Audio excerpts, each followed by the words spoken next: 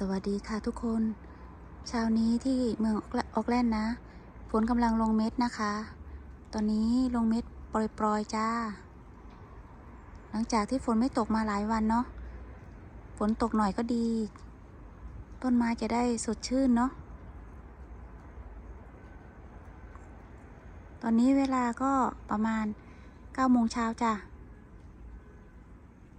บรรยากาศที่หลังบ้านค่ะ